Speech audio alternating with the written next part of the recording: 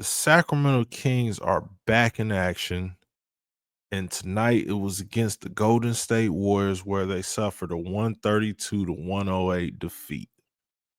It was a loss that left a lot of people with many questions. We're going to talk about that and a lot more on this episode of the Bleav in Kings podcast hosted by me, your guy, Mark Haynes.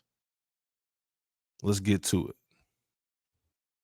First off, you would think that the Sacramento Kings would come out, guns blazing, come out shooting, would come out with energy, would come out with effort, being that they had this long break because of All-Star Weekend, which turned into, for them, it was more of a All-Star Week break because not a single player from the Sacramento Kings was involved in any festivities down in the Bay Area for All-Star Weekend. So they got this long break, which I asked Malik Monk after the game, did he feel like, having this break would give them, I didn't say like an edge, but did he expect more out of the team after having a long break? And he said he thought that the team their legs would be good. They would, basically come out with more energy. And that's not what we saw against the Golden State Warriors. Either this team didn't have energy, or either this team is just not good, or the Golden State Warriors are just that much better than the Sacramento Kings. And I'm going to use that word right now, early in the episode. I don't believe that. I believe the Kings are much better than what we've seen against the Golden State Warriors. But that's easy to say when you're just believing. Because reality is they got their butts kicked. And like Doug Christie said multiple times, it was absolutely unacceptable. Malik Monk went on to say that we can't get punked on our home court. It can't happen again, because that's exactly what happened. The Sacramento Kings got punked. The Sacramento Kings allowed 22 points from Moses Moody on 8 of 11 shooting, 22 points on 8 of 11 shooting from Buddy Hield, and 20 from Steph at 7 of 13. Steph had the night off. Steph, was able to cool and rest, and that's not good. Draymond had 6 points, 9 assists, 8 rebounds. Jimmy Butler, 17 points, 7 assists, and 3 steals. The Sacramento Kings made the Golden State Warriors look like Draymond Green's prediction for the Warriors, which he said he guaranteed the Golden State Warriors are going to win an NBA championship this year.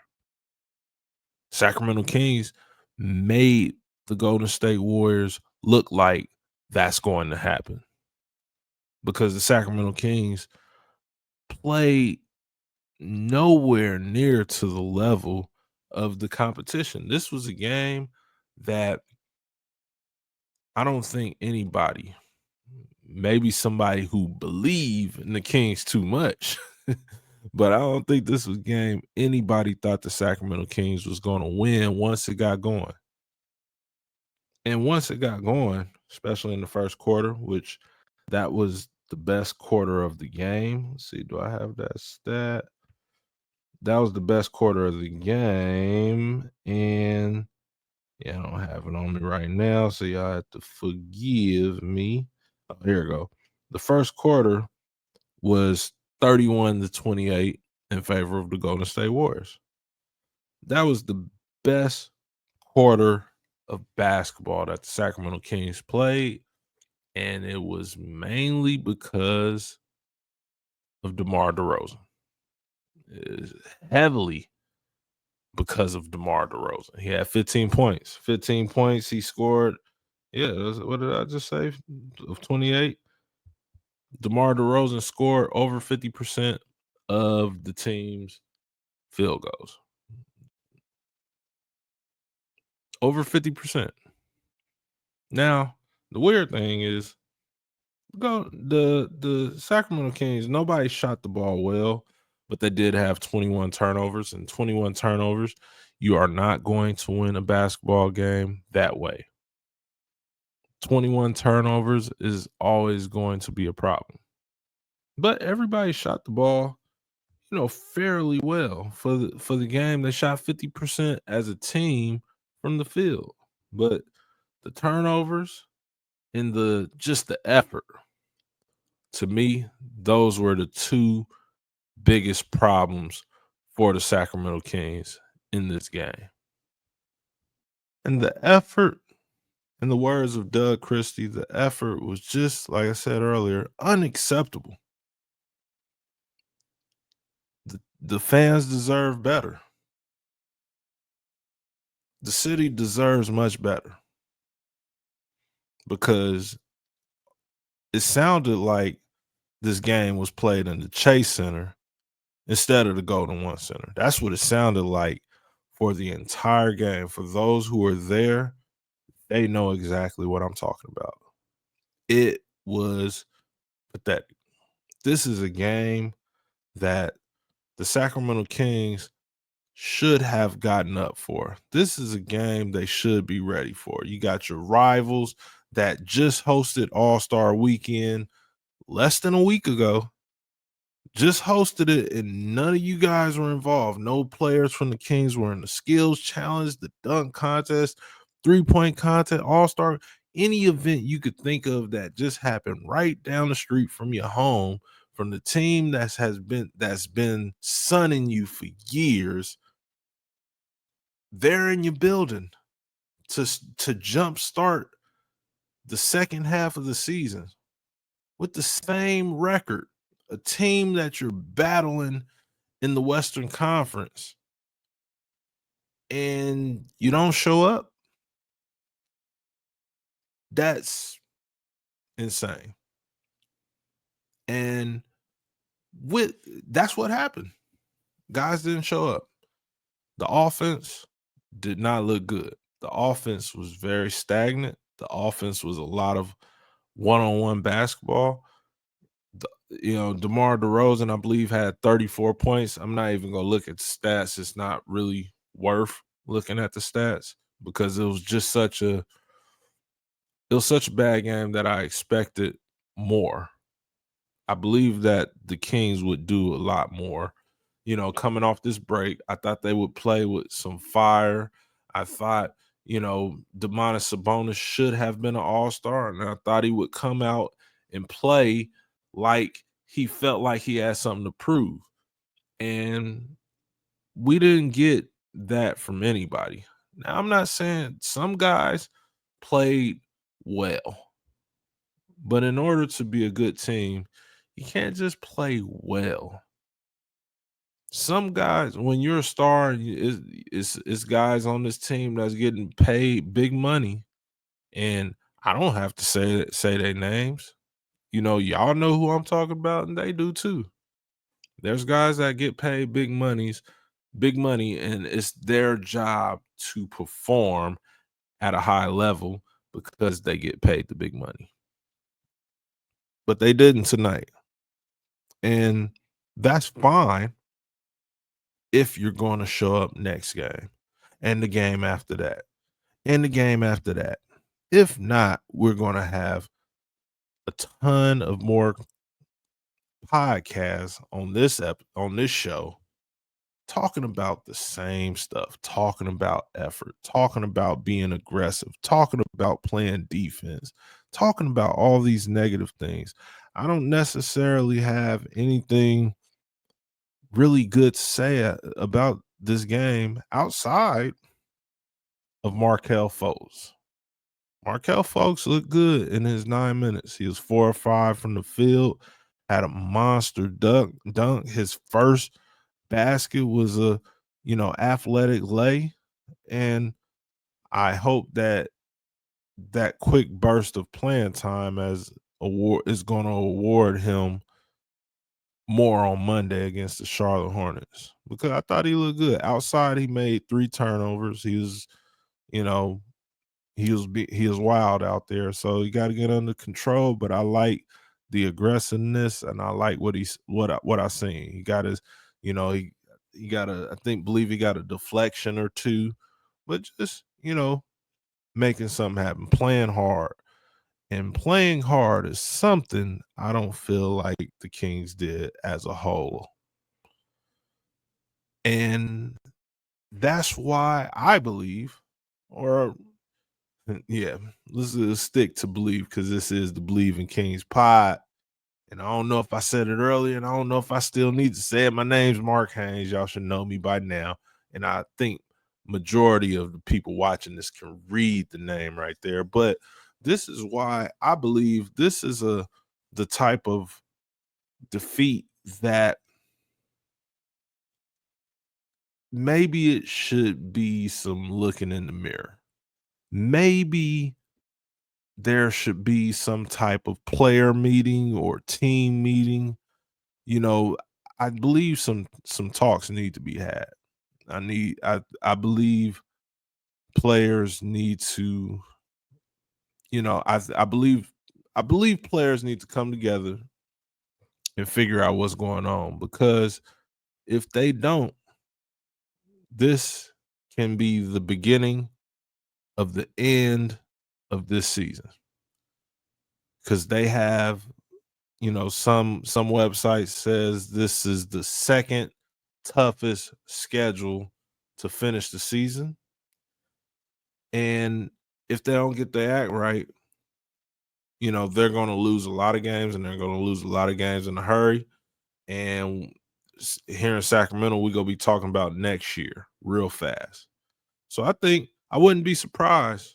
I wouldn't be surprised if there was some sort of meeting, whether a players only or a team meeting or whatever the case may be. I wouldn't be surprised, because one, we were sitting in the press conference room, and one thing about the Sacramento Kings is after games, the players get to the podium quickly, and the coach gets there just as quickly. Like, we're usually in Sacramento, we're usually in and out when it comes to post-game interviews. Like, you never really have to wait for anybody unless Sabonis. Sabonis is the only one. Maybe he's getting treatment. Maybe he's getting cleaned up. Who knows? He's the only player on the team that kind of takes a long time. But when we found out that we were going to talk to Malik Monk and potentially DeMar DeRozan, before coach, and it took literally, it was like an hour after the game had ended. And that's not normal. That is not normal. An hour after the game, when normally it's like literally 15 minutes. 15 minutes, somebody's talking, and in 30, 45 minutes after the game, everybody's done. And we're on our way home.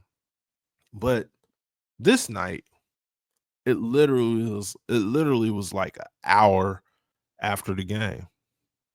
And the whole time sitting there outside of, you know, getting even more sleepy, because I was sleepy watching the game, because it was such a boring game. It was such a bad game that, it was putting me to sleep. Sitting there, as I'm like, man, I wish I was in my bed.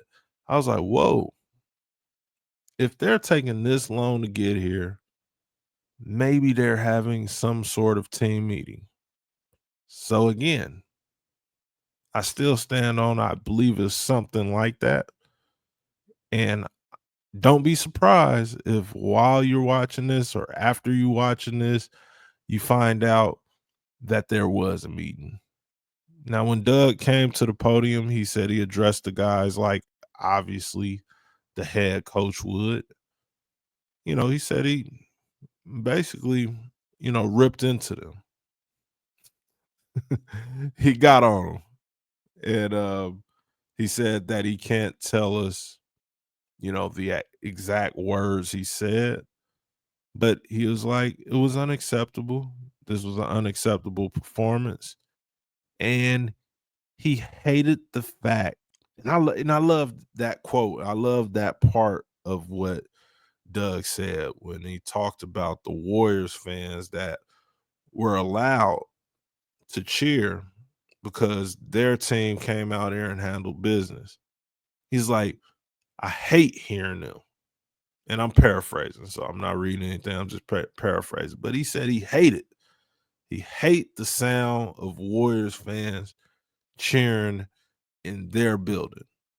But he was like, they earned it because they came in here and they took it. They took the victory, and that allowed, the Golden State Warriors fans to, you know, take over the Golden One Center.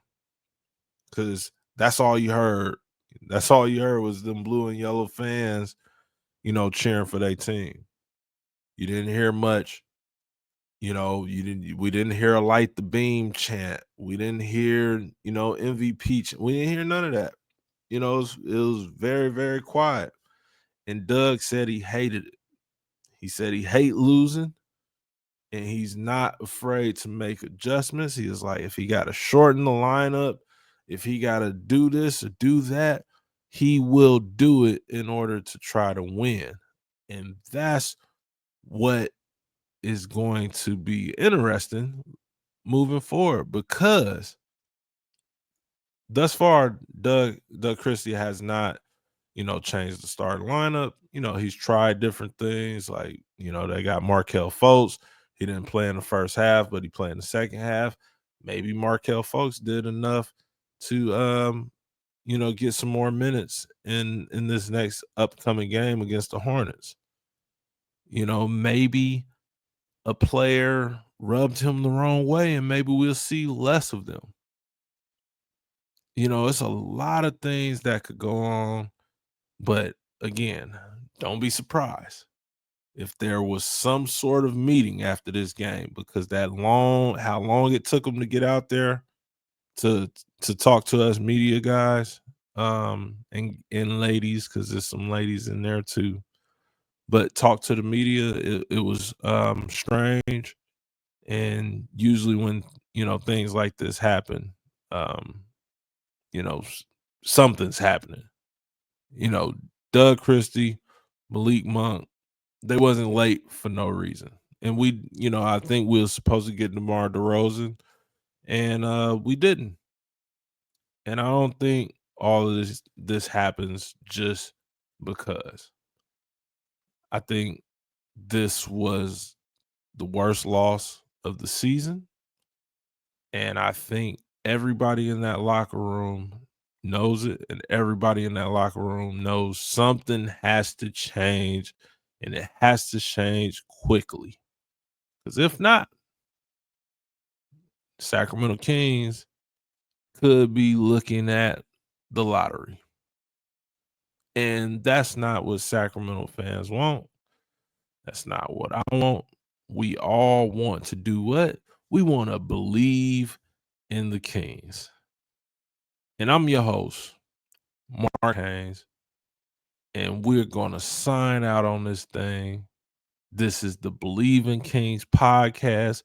Make sure you like, subscribe, follow me on all platforms, YouTube, whatever you could think of. And if I ain't on a certain platform, message me and be like, hey, Mark, sign up for this. And then use but everywhere you can find me, I'm going to always be at Mark Haynes NBA.